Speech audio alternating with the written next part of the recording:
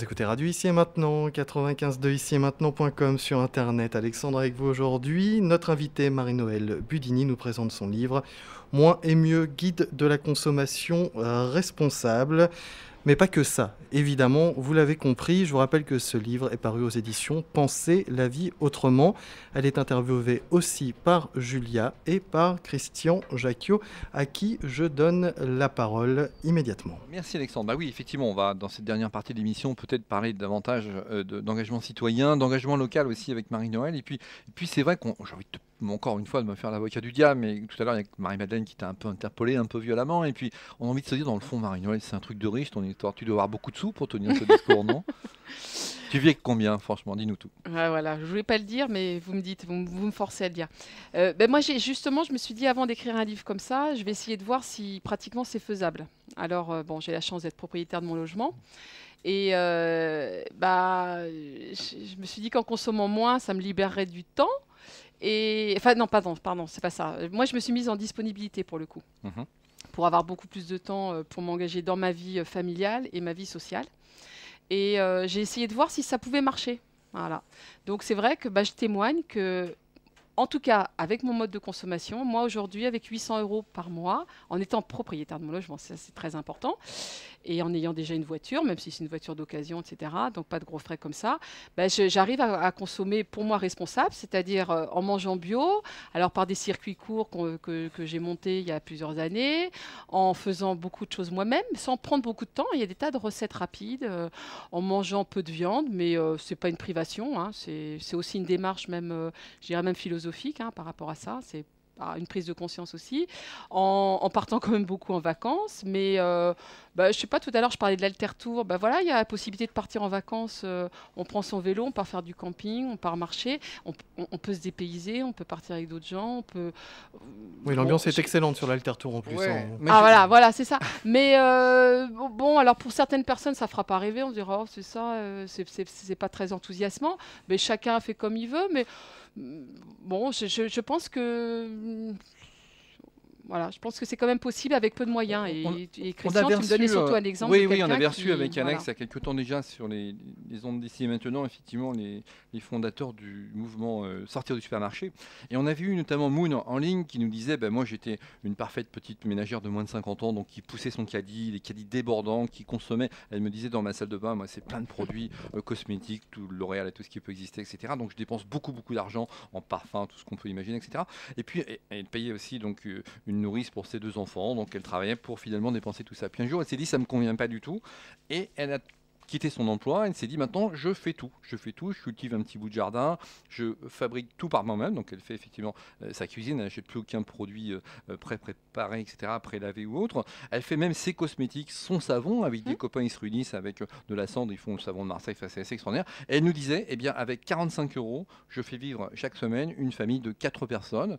On boit du vin à table, on a des copains qui passent, etc. Je veux dire, c'est vraiment un tout petit budget par rapport effectivement à ce mode de consommation, encore une fois, tout en bio. Donc je veux dire par là que c'est pas du tout un truc de riche, mais au contraire, c'est effectivement une réorientation de la consommation, du mode de vie véritablement. Ça me renvoie à ton guide Marie-Noëlle et justement au-delà de la consommation, parce qu'on a parlé beaucoup de consommation responsable, mais au-delà de cette consommation, justement, qu'est-ce que l'on peut faire? Qu'est-ce que tu peux nous dire? Mhm. C'est un peu pour reprendre ton exemple, quand tu disais, tu parlais de cette femme qui se regroupait avec d'autres pour fabriquer ses savons, etc. Moi, je crois beaucoup dans la dimension collective. Pour avoir discuté avec beaucoup de gens qui avaient peu de moyens, beaucoup de jeunes, des croissants, dans les rencontres, des amis de silence, à l'Alter-Tour, etc. Enfin, dans ces cadres d'échange, on voit que si on se regroupe à plusieurs, on a cette faculté de pouvoir... D'abord, c'est beaucoup plus convivial, mais en plus, on peut réaliser de belles choses ensemble. Moi, je vais prendre l'exemple. Qu'est-ce qu'on a fait, nous, il y a 6 ans? On a monté un circuit court. Un circuit court avec d'autres personnes. Il suffisait de pas grand-chose. Il suffisait qu'il y ait une cave, un garage, même un lieu. On a trouvé finalement un lieu dans une ville qui accepte de recevoir ses producteurs. Donc, à tour de rôle, tous les mois, il y a des producteurs qui viennent. On achète des fois, on a assez grosse quantité. On se partage à plusieurs. Et on achète des produits bio. Pas forcément que bio, d'ailleurs. On achète aussi des produits paysans parce que notre démarche aussi, c'est de soutenir le travail. Hein. C'est pas uniquement... alors maintenant, en même temps, si c'est bio, tant mieux. Mais donc voilà, on fait des achats groupés. On fait, alors, on peut se regrouper donc en association. On peut agir dans des associations qui existent aussi. On n'a pas besoin de réinventer à chaque fois d'autres choses, hein. Je vois par exemple des initiatives.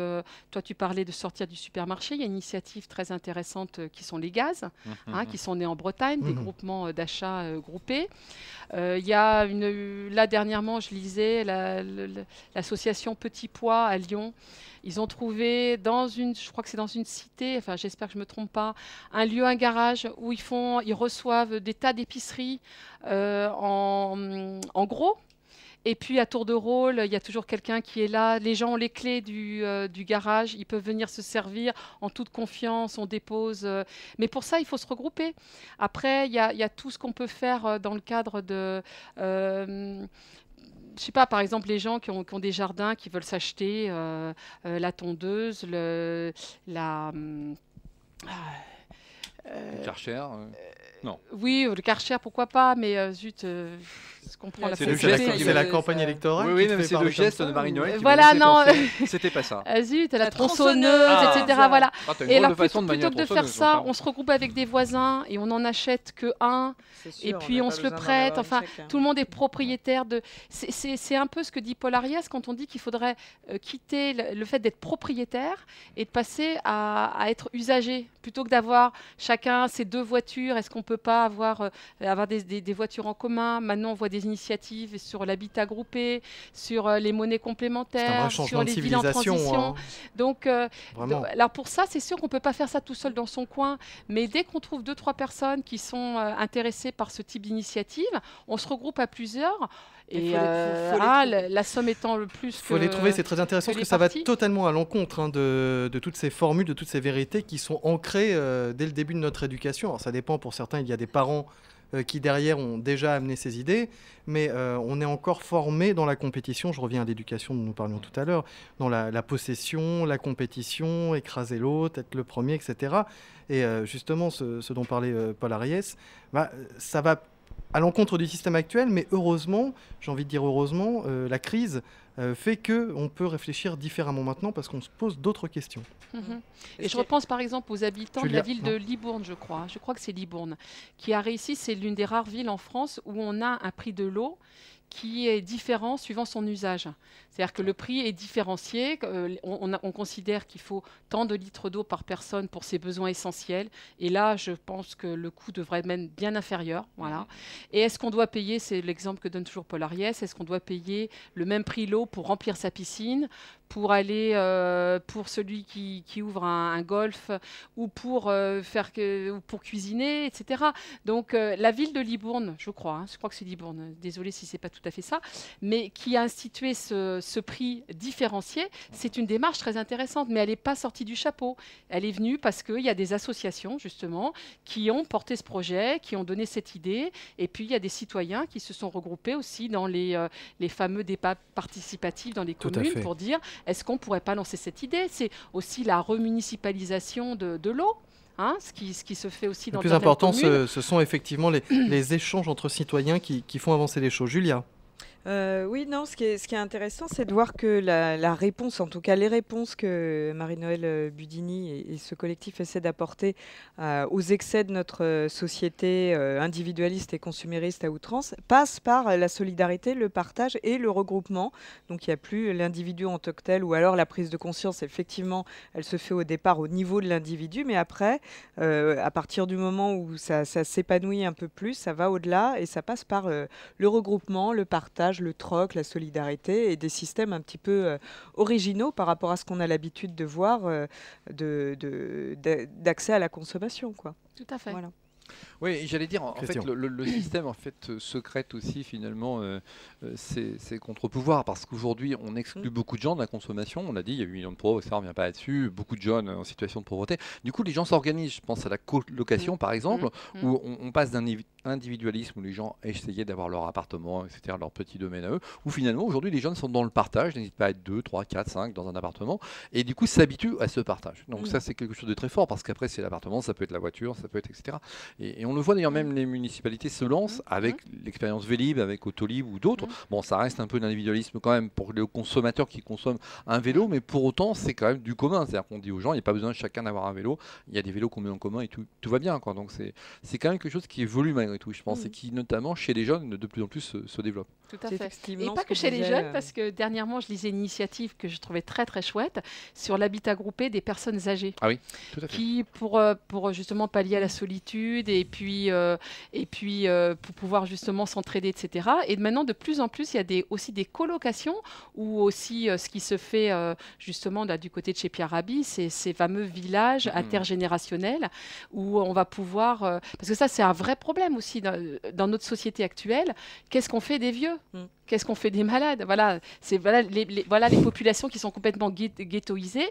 Et c'est très angoissant aussi parce que quand on voit que dès qu'on n'a plus les moyens d'être autonome et d'habiter chez soi, quand on voit le prix des maisons de retraite, etc., c'est un véritable problème. Et puis, c'est être mis de côté au niveau social, etc.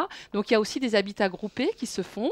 Moi, je suis allée dernièrement au Festival de l'écologie au quotidien à Die et j'ai discuté justement avec une dame qui a monté un habitat groupé entre jeunes et personnes plus âgées. Donc, les personnes plus âgées, des fois, un peu plus d'argent, des fois, un peu plus de temps, peuvent garder les enfants. Les autres sont plus dynamiques, apportent aussi une ouverture sociale que les personnes âgées non plus, parce qu'on est quand même dans une société qui clive énormément, les pauvres d'un côté, les vieux d'un autre, etc. Et il faut retrouver aussi le vivre ensemble et ces initiatives d'habitat partagé qui se développent énormément et à très, très grande vitesse, y compris sur du locatif, hein. Pas uniquement sur l'accès à la propriété, sont vraiment très très réconfortantes. C'est vrai que nous, dans notre guide, on n'est pas allé jusque-là de parler de toutes ces initiatives parce que ça aurait été encore l'objet d'un autre livre, mais on pense malgré tout, lors de la réactualisation, qu'on fera un chapitre justement un petit peu comme fait Colibri sur toutes ces initiatives innovantes et intéressantes, que ce soit sur toutes les monnaies complémentaires, ça aussi c'est très très intéressant, ou sur les expériences des villes en transition, ou de l'habitat groupé. Qu'est-ce que c'est les monnaies Tu peux nous en parler un petit là peu, oui. Je suis pas trop... Enfin voilà, je Alors, ne pas forcément être d'accord là-dessus, mais c'est très intéressant. Alors les monnaies complémentaires, déjà, bon, je vais pas pouvoir énormément développer ce sujet parce que je le connais pas à fond. Il y a déjà une monnaie qui est en tout cas pas la monnaie de l'euro, qui est tout ce qui s'échange au travers des systèmes d'échange locaux. Déjà ça. Hein. Après, dans les monnaies complémentaires... Tu peux nous dire comment ça fonctionne? Alors, les systèmes d'échange locaux, bien sûr. Oui, bien sûr. Le principe, c'est que on s'échange entre personnes adhérentes de ce même système des services et des biens, mais au lieu de prendre comme référence l'euro, qui déjà nous oblige à avoir des euros à dépenser, on prend une autre unité de valeur. Alors chaque sel a son unité de valeur, le grain de riz, le piaf, etc. Et le parallèle, c'est le temps. C'est-à-dire qu'une heure de temps passé à garder des enfants équivaut à 1 heure de musique, à 1 heure de mécanique, etc. Déjà, c'est important parce que ça permet de redonner de la valeur aux choses. Hein. Aujourd'hui, on est dans une société où le travail intellectuel, et encore plus si on est trader, voilà, ça a de la valeur. Et puis par contre, tout ce qui est service à la personne, ça n'en a pas. Voilà, déjà là, 1 heure vaut 1 heure. Donc, on s'échange des biens. Le principe, c'est qu'on ne peut pas thésauriser, on ne peut pas garder un certain nombre de grains de riz, etc. Il y a donc cette idée d'échange, de fluidité et de convivialité. Moi, je disais, par exemple, un enfant qui voudrait faire de la musique, quand on voit le prix pour entrer dans un conservatoire, eh bien, si on va dans un CEL, on peut dire, moi, je donne 1 heure de musique, ou je prends 1 heure de musique, et puis en échange de quoi, je vais aussi pouvoir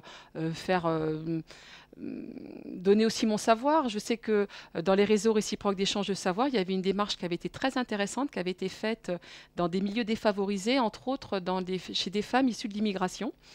Et dans ces réseaux réciproques d'échange de savoir, des femmes venaient pour apprendre le français. Et quand on leur demandait, puisque le principe du réseau réciproque, c'est qu'on donne, mais on prend aussi quelque chose, elles venaient pour assister à des ateliers d'alphabétisation.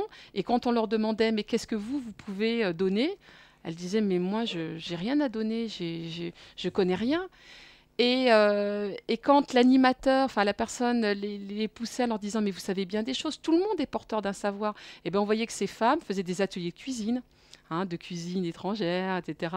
Et ça leur avait donné aussi beaucoup de confiance en elles parce que chacun s'aperçoit qu'il est porteur d'un savoir et qu'il sera d'autant plus enrichi qu'il le communiquera à quelqu'un d'autre. Donc voilà, ça c'est le système des selles. Maintenant, les monnaies complémentaires, ça a été un gros travail qu'a fait Patrick Vivray dans son rapport Reconsidérer la richesse.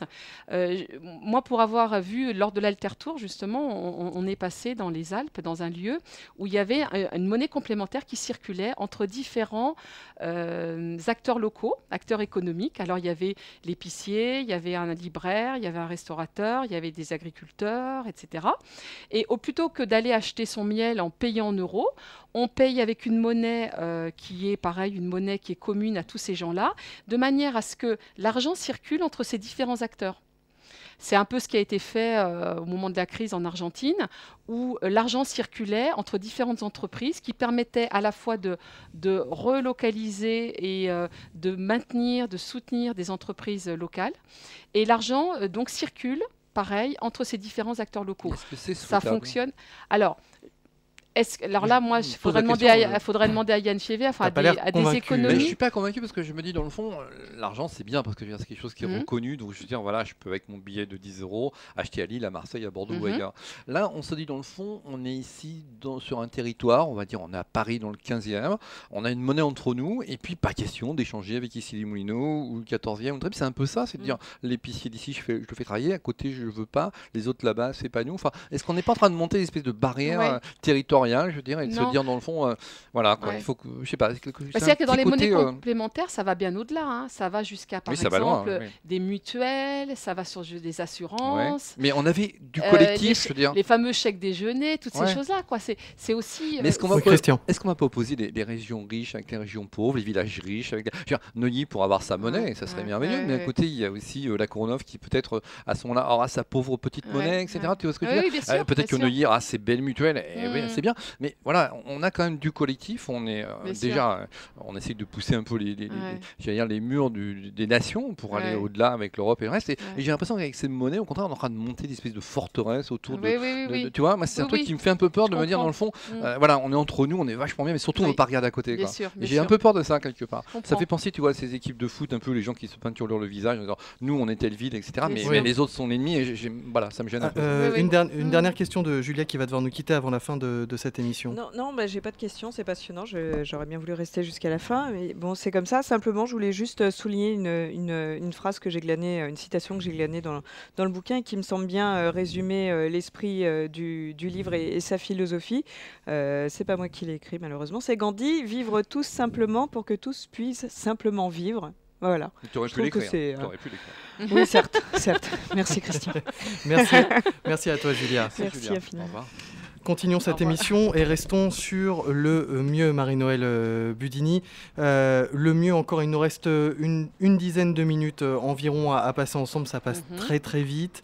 Le mieux, quels seraient les points du mieux que vous souhaiteriez mettre en avant pour encourager nos auditeurs, parce qu'on a, c'est vrai qu'on a fait une grosse partie d'émission où on parlait de ce qui n'allait pas, de ce qui devait changer. Bon, maintenant on est sur le mieux, c'est parfait parce qu'on veut être positif. Alors, quelles seraient selon vous les choses à mettre en avant qui paraissent impossibles, hein. Déjà, quand on parlait du bancaire tout à l'heure, ce sont des sujets qui semblent complètement impossibles. Ça paraît improbable de changer de banque. Pourquoi ? Ça paraît pour beaucoup de gens improbable. On est Non. revenu dessus à l'antenne en Oui. disant que c'était faisable, Oui. mais pour beaucoup de gens, ça paraissait complètement Oui. improbable. Quand on a une banque, la plupart du temps, on y reste toute sa Oui. vie, hein. Alors déjà, je vais te donner un petit conseil pratique. Depuis peu, il y a une obligation de gratuité pour accéder à la mobilité bancaire. Ça, c'est important de le dire. Et je dirais qu'il y a même, justement, avec les Amis de la Terre, toute une information, une aide qui peut être faite pour ça, hein. Parce que ça, c'est un obstacle, hein, des fois, parce que ça pouvait avant occasionner des frais, et maintenant, c'est gratuit. Donc ça, c'est important.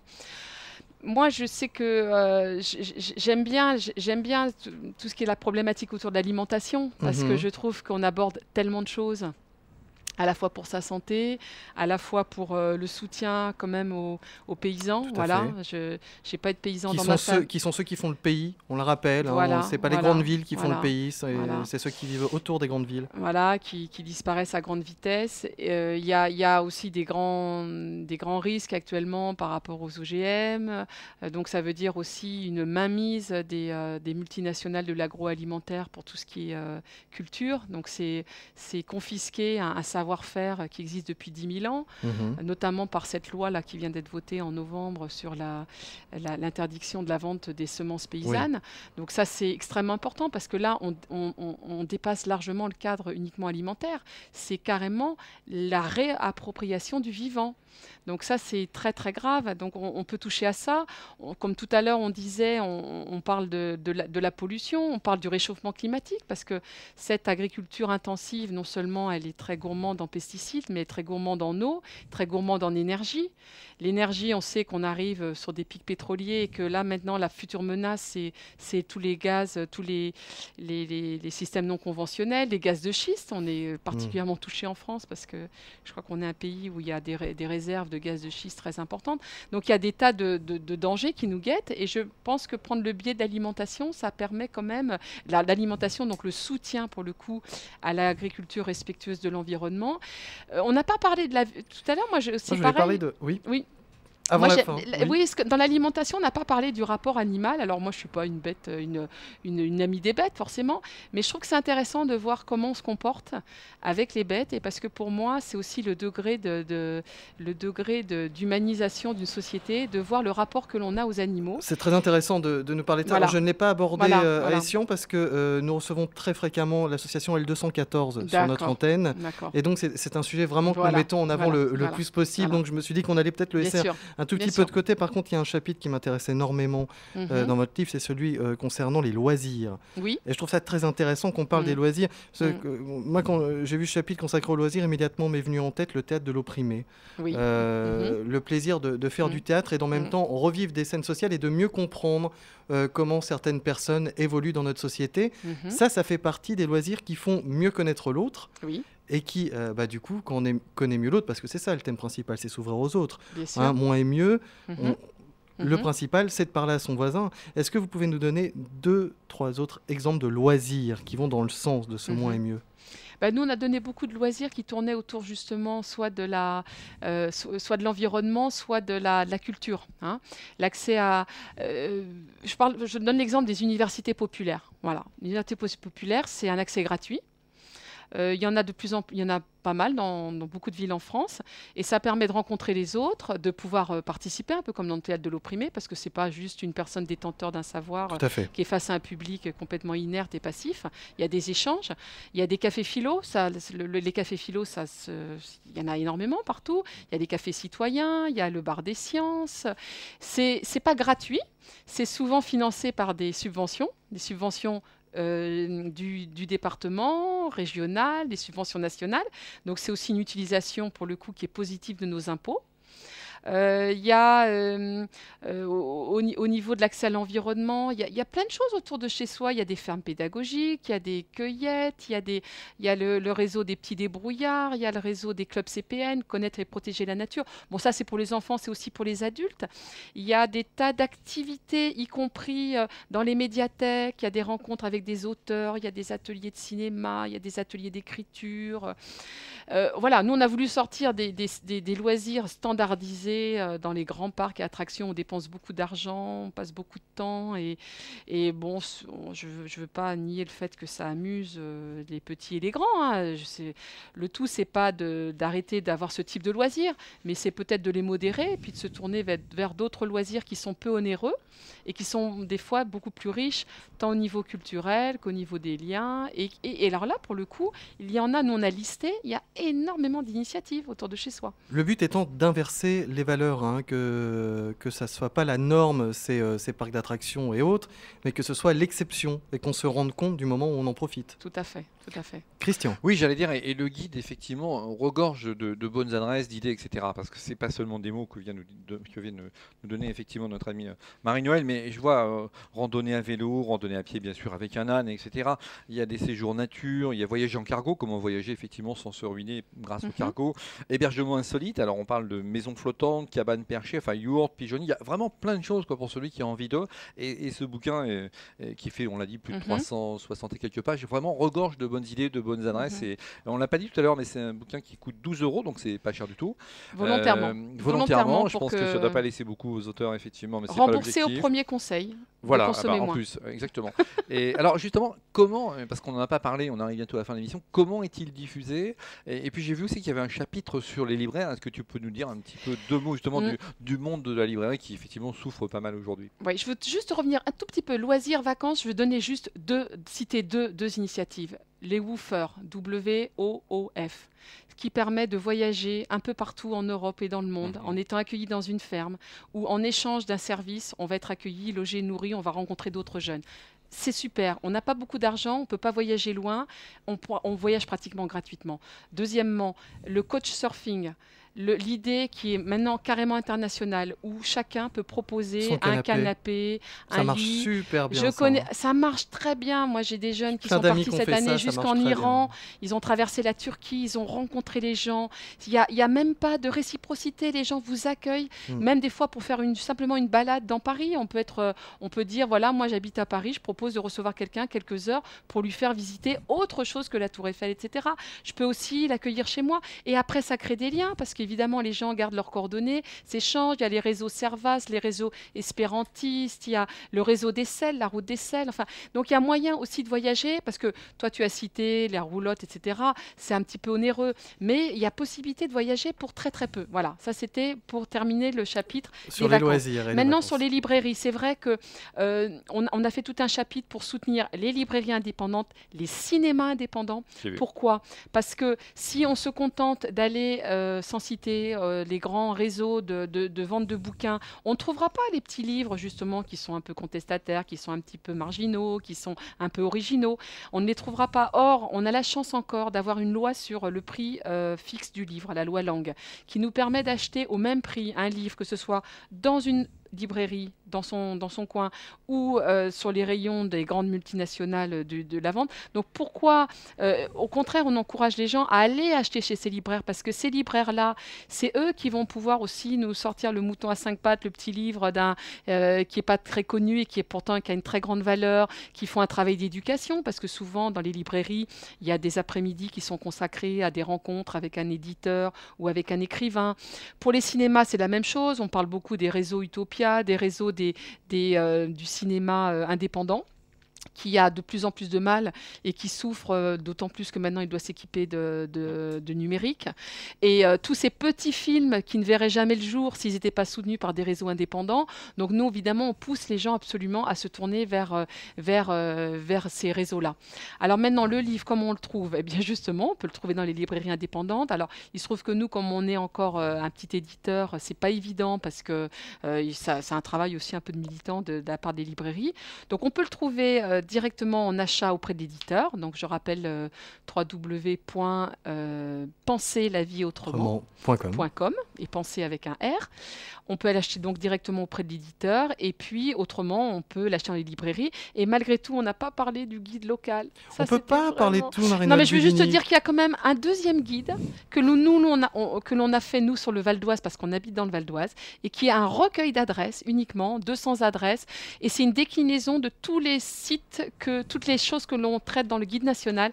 Et on invite vraiment, là ta question tout à l'heure, comment peut-on agir au-delà? Nous invitons les gens dans leur département, dans leur arrondissement, à se regrouper, à reprendre cette architecture de guide local pour pouvoir, tout est fait, là, il n'y a qu'à remplir les cases, donner les adresses des AMAP, des jardins de cocagne, des agriculteurs bio, etc., pour qu'il y ait vraiment un outil pratique et qu'on ne puisse plus jamais entendre après les discours de Christian Jacquiot, oui, mais comment fait-on? Voilà, maintenant on sait comment on fait. C'est très intéressant parce qu'on aurait pu la recevoir 7 heures de suite, Marie-Noël.